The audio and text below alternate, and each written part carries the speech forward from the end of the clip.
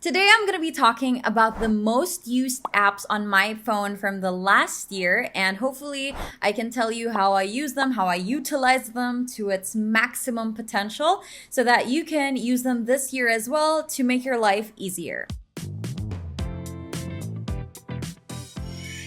Hey guys, it's your girl Aline, and this is the channel where we pursue our best selves yet. If you are new here, welcome. If you're an old subscriber, welcome back. So in my YouTube channel, I talk about self-development, and today is not any different because we're talking about the apps that have made my life so much easier. So without further ado, shall we begin? If you guys like videos like this, don't forget to check out my YouTube playlist of productivity videos, or you can also check out our podcast called Camp Confidence, where we talk about all things self-development. Let's begin. So the first app that I want to talk about is something that tracks my sleep.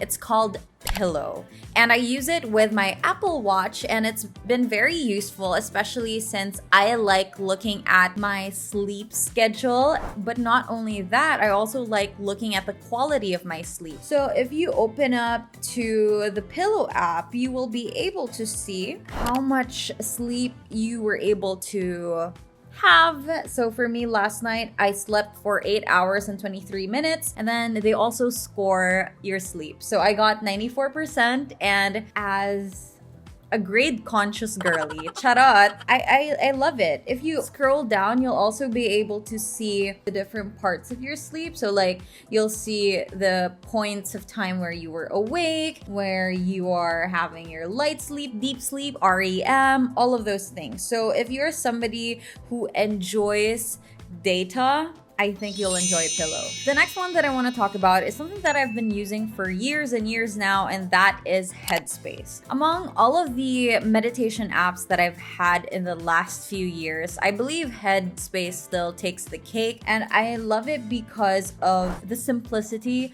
of the interface. It's so easy to use, it's so simple, and it's so visually appealing as well. So if you open up your Headspace to the homepage, well, at least for me, it has this today area where you can see how you can start your day. So you can start with breath work, or like just 5 calming breaths, and then after that it has a little lesson for the day. So there's something that you can meditate on or something that you can learn from for the day. So today the wake up was all about reining in a runaway mind, and it's really a good way to reflect before your day starts. And then you have today's meditation, which can go from 5 minutes, 10 minutes, up to, I believe, 20 minutes. So depending on the kind of person you are, honestly, you can even go as short as 3 minutes. And for me, somebody who was easily intimidated by meditation, 3 minutes is such a friendly way to get into it.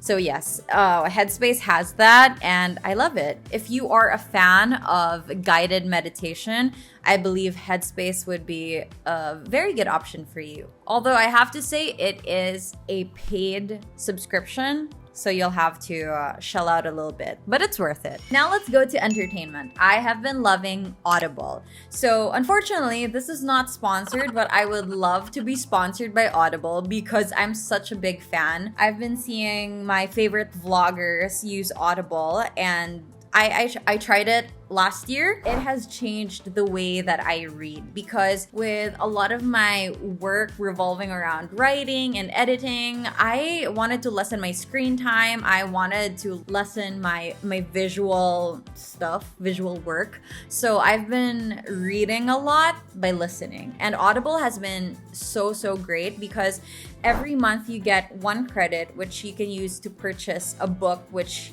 you'll normally get at a bookstore. Mainstream books, most of them are available on Audible.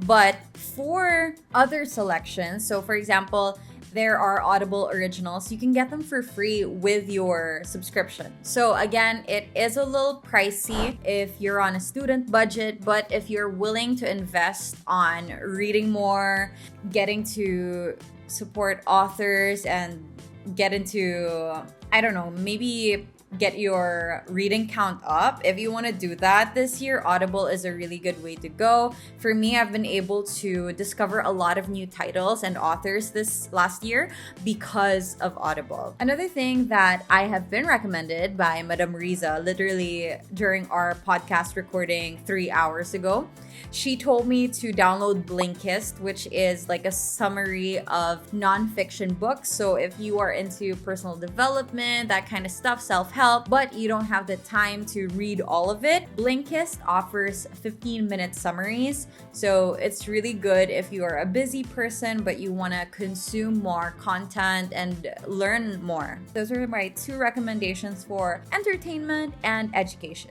Next, for productivity, I like to recommend Forest. Forest app is such a simple way to go about the Pomodoro technique. So the Pomodoro technique is dividing up your working time into 25-minute chunks, meaning you will work for 25 minutes straight, no distractions. You'll have 5 minutes of rest, so you can do your scrolling, whatever, your messages. And then after that, you go back to 25 minutes. And then after a couple of those mini chunks of 25-minute intervals, you get to have like a 25-minute rest, and so on and so forth. And this is such a good way to incentivize your productivity because you get to plant trees. It's so cute. You have your forest for the day, and then as you plant more time and use the Forest app to track your work, you get to build a forest for the day. And I believe that you are also able to actually plant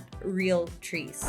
There is an option here that says real forest, and then you can plant a real tree using the coins that you earn by using the Forest app. So cool.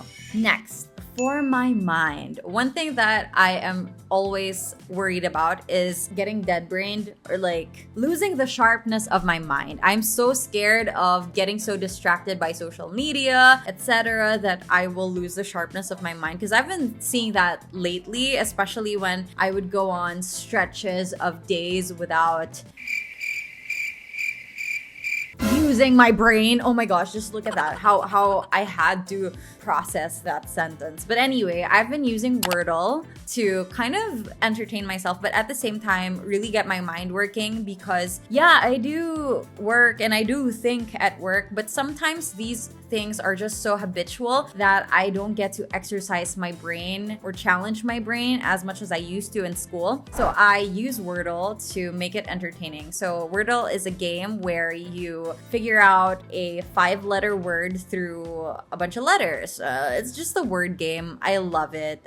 It used to be a once-a-day thing, but now I found an app that's literally called Wordle, and you can battle your friends as well. Okay, anyway, that being said, let's go to my next category, which is writing. So if you guys are new here, I'd like to give you guys an update or just a little fun fact about myself. I am working on a novel. One of the ways that I've learned how to systematize that was to use an app called Scrivener.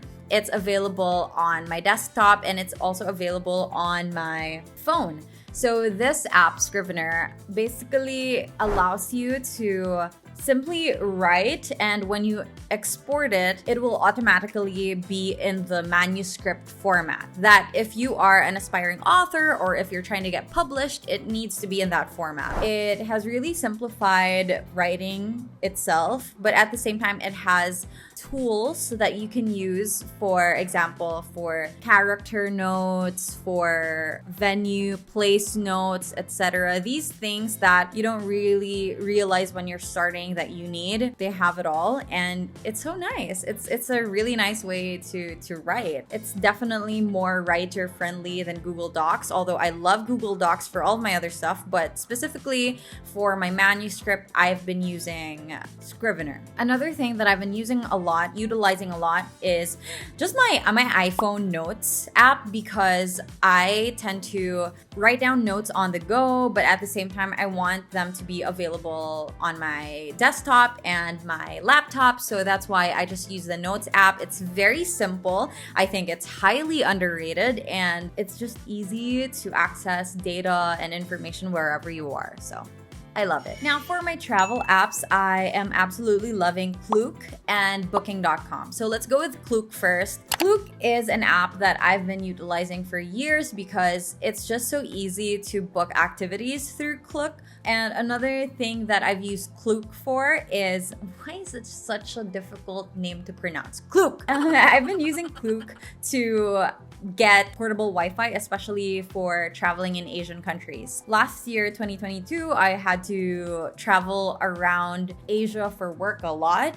So I've been using Klook to book my portable Wi-Fi. I've also used Klook to book activities in Boracay. So for example, the sunset sailing thing, it was a pretty good deal. Plus, I didn't have to go through haggling and scheduling difficulties in person. So it was really nice because as a planner, it's just nice to streamline all of your travel bookings in one place. So I like that. Another thing that I've been using for my accommodations, aside from Airbnb, of course, when I was in Spain last year, I used Airbnb for 2 months. But for my hotel bookings, I've been using booking.com, and they've been really helpful because I had a pretty bad experience with Agoda. I've been an Agoda baby for a long time, but then I was really disappointed when I encountered some problems with our San Sebastian accommodation. It was this hostel, apartel kind of accommodation, and we were scammed. It was so bad. We had to go to the police and everything.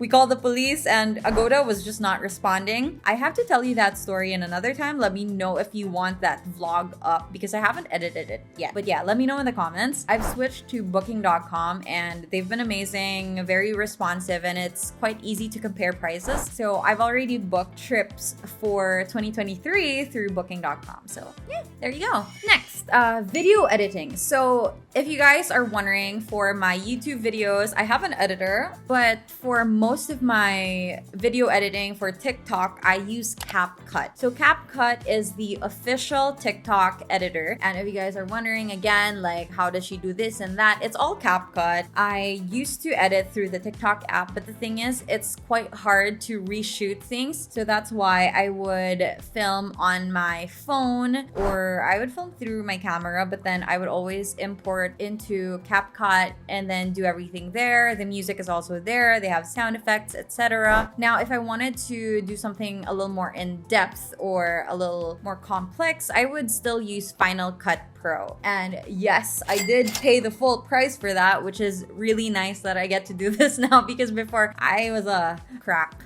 Mahilig mag-crack na ano. Pero ngayon na-afford na, I'm able to do that. But yeah. So Capcut is free, and Final Cut Pro is what I use for like more professional videos. Okay, another thing. Skincare. I've been using an app for my skincare. It's the Foreo app. I think I've made videos here on my YouTube channel, but also on my Instagram and TikTok about Foreo. And I have 3 Foreo devices now. Absolutely love them. I have the Foreo Bear, which is like for toning. And then I have the UFO mask device, which is such a great serum device. It's like going to a spa. And then I also have the cleanser, the Luna cleanser, and it's just so cool. I use the Foreo app on my phone to connect it to the device, and it guides me on how I can give myself at-home treatments. If you're somebody who enjoys skincare, facials, and you want to be able to do that at home or while you're traveling, yeah, get a Foreo device and use the app. It's so good. And finally, let's talk about photos. Oh my gosh, I'm still a VSCO girl. I don't know what changed. I've always been a VSCO girl, but I also want to add that I love Google Photos and the Photos app on the iPhone, because for Google Photos, I get to, number one, sync all of my footage and be able to go back to them. So for example, if I'm looking for a video or a photo of my workout progress, I would just type mirror or like workout, and it would automatically identify the photos that are me working out. So it's not hard for me to scroll back and look at my old stuff, because Google Photos just sorts it for you, and you could just download it again and you'll have access to all of the photos from your memories. Because I'm such a lazy digital declutterer, and I cannot for the life of me organize my photos and videos on my phone. So just having the Google app is so helpful because I can just search a keyword and it'll pop up. So that is it for all of the useful apps on my phone. Let me know if you want a separate video for finance apps, because all of my finance and banking and e-wallet apps are so essential for my growth for 2022. It's something that really helped me figure out what to do with my money, how to budget, etc. If you want a video on that, let me know in the comments and I'd happily film that for you, because it's something that's truly helped me and changed my life, especially my financial life. So that being said, if you guys enjoyed this video, I hope you can give me a thumbs up, subscribe to my channel, click that bell button, and connect with me on social media so we can have this chat. And you can also drop some questions for the hashtag #AskAteAyin videos. Anyway, thank you guys so much for watching, and I hope you stay confident.